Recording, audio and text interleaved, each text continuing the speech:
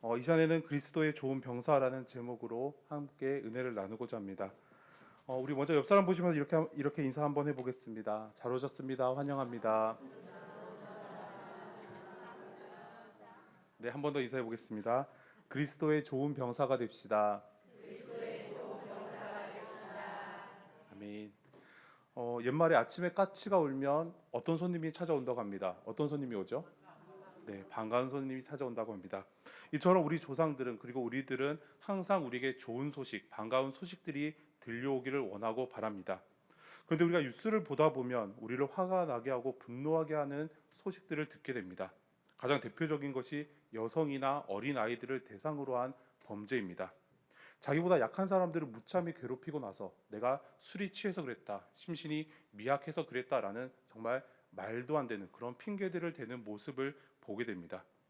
그리고 여러 가지 화가 나는 뉴스들이 많이 있습니다. 근데 그 중에서 저는 개인적으로 먹는 것을 가지고 장난치는 뉴스를 보면 너무나 화가 납니다.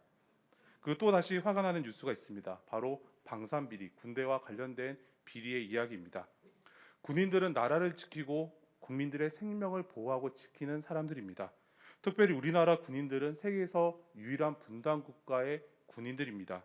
2년이란 긴 시간 동안 나라를 지키기 위해서 그들의 젊은 시간을 바치고 충성되게 그렇게 봉사하고 일하는 사람들입니다. 그러므로 우리 군인들에게는 그에 합당한 대우가 주어져야 합니다. 왜냐하면 그들이 우리의 자녀이고 손자이고 우리의 가족이기 때문입니다. 그런데 이렇게 나라를 위해서 수고하고 고생하는 우리 젊은 군인들을 위해서 주어져야 될 물자에 대고 장난을 치는 사람들이 있습니다. 총알에 너무나 쉽게 뚫리는 방탄복을 지급하고 수백억을 뒤로 챙깁니다. 더위에 강하다, 추위에 강하다라는 말도 안 되는 핑계를 대면서 작은 USB 하나에 94만 원이라는 비싼 돈을 주고 구입합니다. 잠수함이 물에 잠수하면 그대로 가라앉고 비행기가 야간에 레이더가 부실해서 날 수가 없다라고 이야기합니다. 그리고 이런 말도 안 되는 비리에 대해서 국방부 장관을 역임했던 어떤 분은 이렇게 이야기합니다. 이것이 생계형 비리니까 그냥 그들을 불쌍히 여기고 용서해주자라고 말도 안 되게 이야기합니다. 그러나 이러한 방산 비리는 젊은 군인들의 목숨을 위험하게 합니다. 전쟁터에서 나가서 싸워서 이기하는 승리하는 강한 군대를 만드는 것이 아니라 100번 싸우면 100번 질 수밖에 없는 아주 약하고 무능한 군대를 만들어 버립니다. 그래서 우리는 이런 뉴스들이 들려올 때 모른 척하고 외면하는 것이 아니라 이 문제가 어떻게 해결되고 있는지 집중해서 보아야 합니다. 그래서 우리의 꽃다운 군인들이 우리의 자녀들이 헛되이 희생당하지 않도록 나라가 더욱더 튼튼히 지켜지도록 우리는 계속해서 관심을 가져야 합니다. 이처럼 좋은 군대, 강한 군대는 나라를 지키기 위해서 반드시 필요한 존재입니다. 그런데 이렇게 눈에 보이는 나라를 지키기 위한 육적인 군대뿐만 아니라 영적인 전쟁을 준비하는 영적인 군대가 있습니다. 이것을 위해서 사도 바울은 디모데전서 6장 11절과 12절에서 이렇게 말씀합니다. 우리 영상을 통해서 디모데전서 6장 11절, 12절 함께 한 목소리로 읽겠습니다. 시작. 오직 너 하나님의 사람아 이것들을 피하고 의와 경건과 믿음과 사랑과 인내와 온유를 따르며 믿음의 선한 싸움을 싸우라. 영생을 취하라. 이를 위하여 내가 부르심을 받았고 많은 증인 앞에서 선한 증언을 하였도다. 아멘. 이 말씀은 바울이 디모데에게 쓴 편지의 내용입니다. 그리고 바울이 오늘 우리에게 주시는 권면의 말씀입니다. 우리가 성경을 보면 위대한 지도자에게는 훌륭한 후계자들이 있었다라는 것을 알 수 있습니다. 창세기의 족장 시대에는 아브라함에게서 이삭과 야곱과 요셉으로 이어지는 그들이 비록 장자는 아니었지만 아들이면서 또한 후계자로서 믿음의 가정들을 계속해서 이끌어 나가는 모습들을 볼 수 있습니다. 출애굽 시대에 이스라엘의 지도자였던 모세에게는 눈의 아들 여호수아가 있었습니다. 이 여호수아는 모세가 하나님의 율법을 받기 위해서 하나님의 산인 시내산에 올라갔을 때도 함께 따라갔습니다. 아말렉과의 전투에서는 모세가 두 손을 들고 하나님께 기도하는 사이에 이 여호수아가 이스라엘의 군대를 이끌고 전쟁을 지휘하며 싸웠던 모습을 보게 됩니다. 가나안을 눈앞에 둔 모압 평지에서 모세가 죽자 이 여호수아가 이스라엘 백성들을 이끌고 가나안 땅을 정복하고 그 땅을 분배하는 것을 충성되게 감당했던 모습을 볼 수 있습니다. 그리고 선지자 엘리야에게는 엘리사가 있었습니다. 갈멜산의 위대한 승리 후에 이세벨로부터 반드시 너를 죽일 것이다라는 협박과 위협을 받은 엘리야가 광야로 도망가서 로뎀 나무 아래 앉아서 하나님 앞에서 내가 죽는 것이 사는 것보다 낫겠다라고 호소하면서 그의 외로움과 두려움을 이야기했을 때 하나님은 엘리사에게 기름을 붓고 그를 후계자로 세우라라고 말씀하십니다. 그리고 그때부터 엘리야가 하나님께 불려서 하늘에 올라갈 때까지 그를 선생님으로 모시며 따라갔던 모습들을 볼 수 있습니다.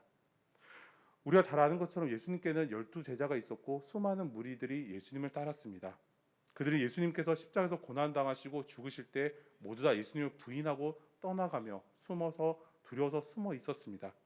그러나 그들이 부활하신 예수님을 만나고 성령의 충만하심을 입게 되었을 때 그들은 예수님의 말씀과 복음을 전하는 것에 그들의 목숨조차 조금도 아깝게 여기지 않고 충성된 참된 제자의 삶을 살았던 모습을 볼 수 있습니다.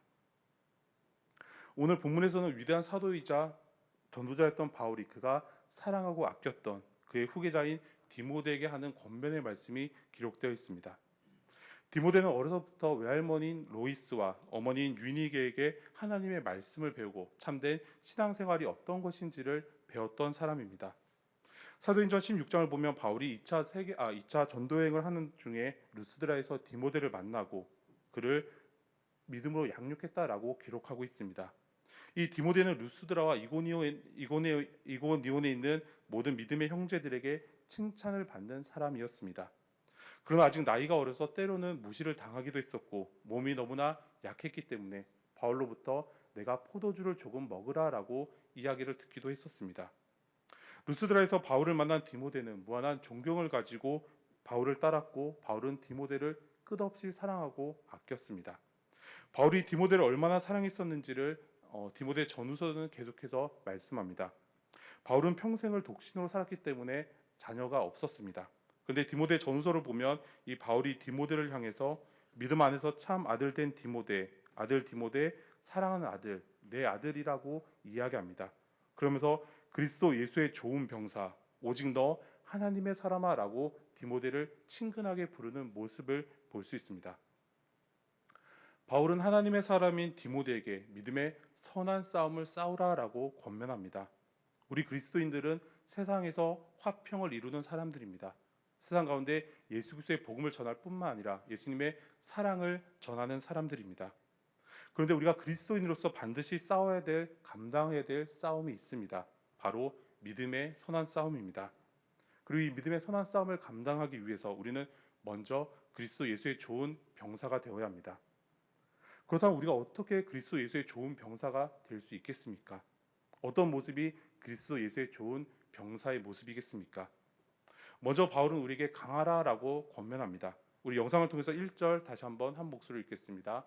1절입니다. 시작. 내 아들아, 그러므로 너는 그리스도 예수 안에 있는 아멘. 디모데는 성격이 온순하고 온전히 하나님을 사랑하는 충성된 일꾼이었습니다. 하지만 디모데는 어린 나이에 에베소 교회의 지도자가 되었고 그로 인해서 많은 어려움을 겪었고 두려움도 많이 겪었습니다. 특별히 바울이 디모데에게 편지할 당시에 디모데의 상황이 너무나 좋지 못했습니다. 바울이 떠난 후에 에베소 교회를 섬기고 있던 디모데는 지도자로서의 역량을 의심받기 시작했습니다. 또 주변에 있는 작은 교회들의 목회자들로부터 그들의 지도자들로부터 견제를 받기도 했었고 업신여김을 받기도 했습니다. 또한 에베소 교회는 당시 이단들의 많은 공격을 받기도 했었습니다. 바로 이런 상황 가운데 바울은 위축되고 흔들리고 있는 디모데에게 편지합니다. 그러면서 그의 잘못을 지적하거나 그를 혼내는 것이 아니라 그의 영적인 아들인 디모데에게 용기를 북돋아주고 그가 다시 한번 더 힘을 내어서 하나님께서 주신 사명들을 잘 감당할 수 있도록 자신감을 심어주고 있습니다. 바울은 고난 가운데 있는 디모데를 위로하면서 자신 또한 여러 가지 어려움과 많은 고난을 겪었다라고 이야기합니다. 1장 15절에서 바울은 아시아에 있는 모든 사람들이 나를 버렸다라고 고백합니다. 예수님의 부르심을 받고 사도로 전도자로 위대한 복음의 전파자로 사역해 왔지만 많은 고난과 역경을 만나게 되고 감옥에 갇히고 이제는 자신의 사람들에게도 자신이 믿고 함께 동역했던 사람들에게도 버림을 받게 되는 그러한 아픔을 경험하는 바울의 모습을 볼 수 있습니다. 하지만 바울은 그의 아픔을 통해서 오히려 디모데를 위로하고 격려합니다. 1절의 말씀을 풀어서 보면 이렇게 해석할 수 있습니다. 내 사랑하는 아들아, 내가 사람들에게 상처받고 버림받은 일을 내가 알고 있다. 그러나 두려워하지 말고 염려하지 말아라. 너와 나는 하나님의 사람이다. 그러므로 너는 사람들을 바라보지 말고 오직 주님께서 주시는 은혜 가운데 더욱더 강하고 담대하라라고 바울이 디모데를 향해서 권면합니다. 하나님의 선한 일꾼들은 강하고 담대해야 합니다. 모세의 뒤를 이어서 이스라엘 백성들을 이끌고 이제 요단강을 건너야 하는 여호수아에게 하나님께서 강하고 담대하라라고 말씀하십니다. 이제 가나안 땅을 정복하는 이 여호수아 앞에서 이스라엘의 장로들이 나와서 그에게 강하고 담대하십시오라고 이야기합니다. 전쟁을 앞두고 있는 바락에게 드보라가 강하고 담대하라고 힘과 용기를 북돋아주는 모습을 볼 수 있습니다. 마찬가지로 믿음의 사람들은 항상 강하고 담대한 마음을 가져야 합니다. 우리의 몸이 피곤해지고 연약해지면 우리가 병에 걸리기 쉬워집니다. 작년에 코로나가 우리 장수 지역을 많이 유행했던 적이 있었습니다. 그때 제가 확진자들과 식사를 한 적이 2번 있었습니다. 근데 저는 코로나에 걸리지 않았습니다. 제가 몸이 튼튼하고 면역력이 강했는지 확진자랑 같이 바로 앞에서 식사를 했는데 코로나에 걸리지 않았습니다. 그래서 제가 한때는 내가 슈퍼 면역자라구나 생각하면서 아주 교만한 마음을 품었을 때가 있었습니다. 근데 작년 11월 달에 제가 일주일 동안 독감이 심하게 걸렸던 적이 있습니다. 그리고 나서 언제 어디에서 걸렸는지도 모르게 코로나에 걸리게 되었습니다. 네. 그때까지는 몸이 건강해서 면역력이 강해서 코로나가 아무리 쳐들어와도 몸이 그것을 방어했지만 독감으로 인해서 몸이 약해지고 마음이 약해지고 면역 체계가 무너지자 언제 어디에서 걸렸는지도 모르게 코로나에 걸려서 고생하고 아팠던 적이 있었습니다.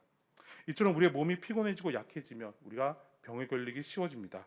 하지만 몸이 튼튼하고 마음이 건강한 사람은 병에 쉽게 걸리지 않습니다. 마찬가지로 강하고 담대한 사람은 그리스도 예수의 좋은 병사로서 마지막 시대의 영적 전쟁에서 승리할 수 있는 사람입니다. 오직 하나님의 마음을 기쁘시게 할 수 있는 사람이 될 수 있습니다. 그러므로 우리는 언제 어떠한 상황을 만나든지 오직 강하고 담대한 마음으로 주님의 일들을 감당해야 한다라고 말씀합니다. 두 번째로 우리가 그리스도 예수의 좋은 병사가 되기 위해서 우리는 충성된 사람이 되어야 하고 함께 합력해서 선을 이루는 사람들이 되어야 합니다. 충성이라는 단어는 국가나 윗사람 등을 위해서 진정에서 우러나오는 정성을 바치는 마음이라는 뜻을 가지고 있습니다. 또한 충성이라는 말은 변함없이 신실함이라는 뜻을 가지고 있습니다. 이처럼 충성된 사람은 상황이나 환경에 상관없이 변하지 않고 처음부터 끝까지 한결같은 사람입니다. 그리고 충성된 사람은 책임성이 강하고 아주 성실한 사람입니다.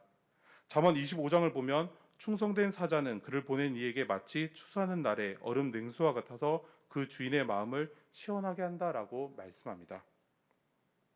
우린 더운 여름날에 얼음 냉수처럼 추운 겨울날에 따뜻한 코코아처럼 하나님의 마음을 기쁘시게 하는 사람들이 되어야 하는 것입니다. 그리고 하나님께서 우리에게 원하시는 것은 우리가 합력해서 선을 이루는 것입니다. 우리 영상을 통해서 2절 다시 한번 한 목소리 읽겠습니다. 2절입니다. 시작. 또 내가 많은 증인 앞에서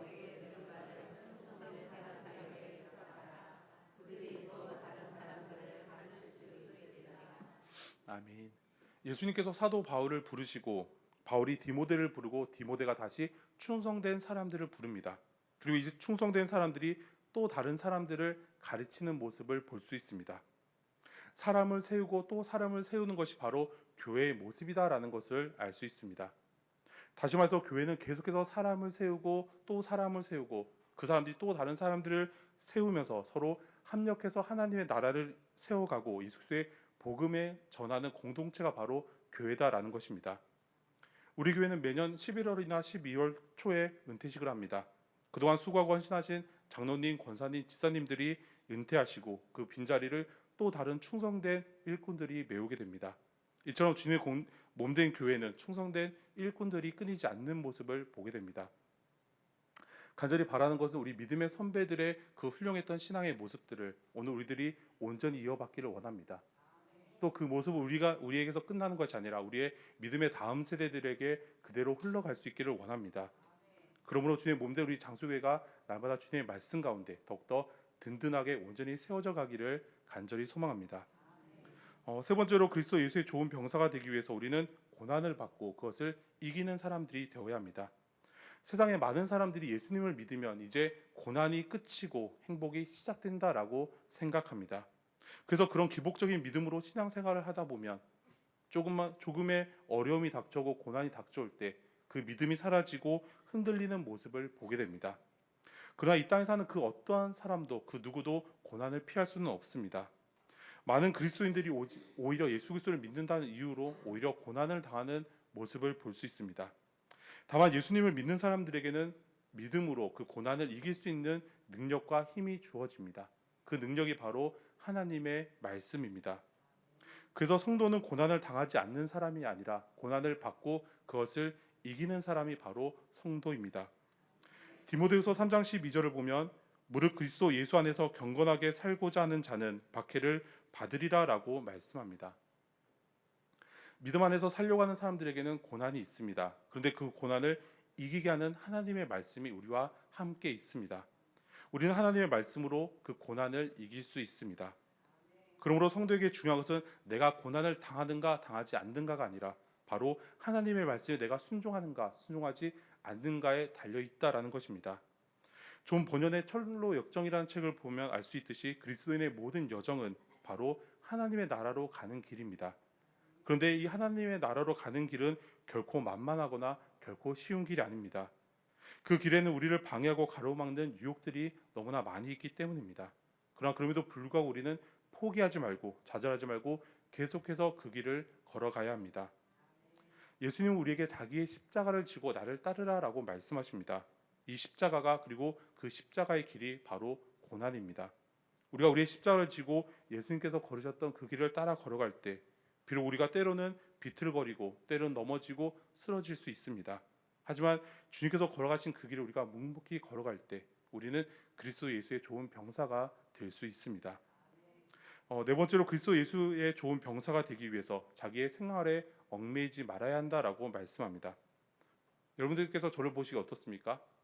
호대가 아주 멀쩡하죠? 아닌가요? 네. 저는 사람들이 보기에 너무나 건강하고 튼튼해 보입니다. 그런데 허리 디스크 때문에 저는 공익으로 군복무를 대신했습니다.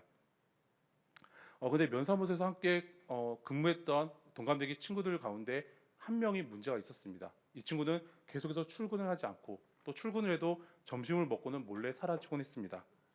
근데 이 친구는 근무 태도가 불량해서 다른 면에 있다가 제가 있던 면으로 쫓겨난 아이였습니다. 근데 이 면에서도 계속해서 근무 태도가 불량하자 이 면에서 또다시 시청의 고발을 받아서 다른 면으로 쫓겨가게 되었습니다. 그래서 저와 다른 친구들이 소집 해제를 당할 때 이 친구는 계속해서 근무해야 되는 안타까운 모습을 볼 수 있었습니다. 이 친구는 나라에서 정한 법을 지키기보다는 자신의 생각대로 자신의 기분대로 자신의 감정에 충실했기 때문에 모든 사람들에게 근심이 되고 걱정이 되었던 모습을 보게 됩니다. 그리고 결국에 다른 사람들보다 훨씬 더 많은 시간들을 군대에 잡혀 있어야 했던 모습들을 볼 수 있습니다. 병사로 복무하는 사람은 자신의 생활, 자신의 생각, 자신의 감정보다는 자신을 소집한 사람들의 이야기에 귀를 기울여야 합니다. 그리고 그 군대의 법을 지켜야 합니다. 우리는 그리스도 예수의 좋은 병사로 소집이 되었습니다. 그렇다면 우리는 우리의 생각과 나의 기분과 나의 감정이 아니라 오직 예수님의 법을 따라야 합니다. 그렇다면 예수님의 법이 무엇입니까? 예수님의 법은 내 마음을 다하며 목숨을 다하며 힘을 다하며 뜻을 다하여 내 주 너의 하나님을 사랑하고 또한 내 이웃을 내 자신과 같이 사랑하라라는 그 말씀에 있습니다. 병사로 복무하는 사람은 그를 소집한 사람을 기쁘게 해야 합니다. 예수님의 좋은 병사로 소집된 우리들이 예수 그리스도의 법을 온전히 따름으로 온전히 지킴으로 주님의 기쁨이 될 수 있기를 간절히 소망합니다. 마지막으로 그리스도 예수의 좋은 병사가 되기 위해서 우리는 법과 규칙을 지키는 사람이 되어야 합니다. 우리 영상을 통해서 5절 다시 한번 한 목소리로 읽겠습니다. 5절입니다. 시작. 경계하는 자가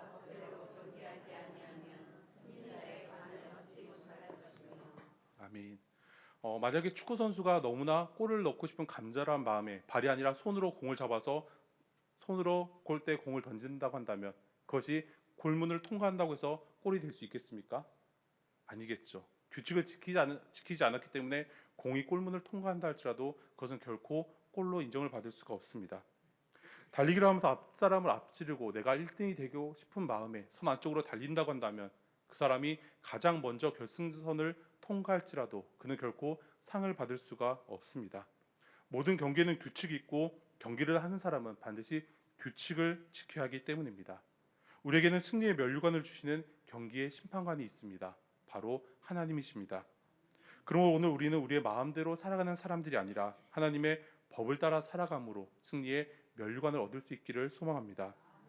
오늘 우리가 이렇게 강하고 담대하고 충성되게 그리스도를 위해서 고난을 기쁘게 받으며 우리의 삶에 얽매이지 않고 예수님의 법을 지키며 살아갈 때 우리는 예수님을 기쁘시게 할 수 있습니다. 예수님의 좋은 병사, 강하고 용감한 병사가 될 수 있습니다. 8절에 기록된 것처럼 죽은 자 가운데 다시 살아나신 예수 그리스도를 날마다 기억할 수 있는 저와 여러분들이 되시기를 소망합니다. 주님께서 날마다 우리에게 지혜를 주시고 믿음과 힘과 용기를 허락해 주실 것입니다. 우리 마지막으로 영상을 통해서 11절, 12절 다시 한번 한 목소리 읽겠습니다. 시작. 미쁘다 이 말이여 우리가 주와 함께 죽었으면 참으면 또한 함께 왕노릇할 것이요 우리가 주를 부인하면 주도 우리를 부인하실 것이라. 아멘. 바울이 디모데에게 그리고 오늘 우리에게 권면하시는 말씀처럼 그리스도 예수의 좋은 병사가 되는 저와 여러분들이 되시기를 소망합니다.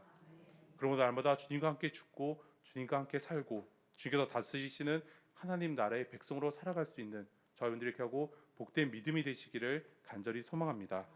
함께 기도드리겠습니다.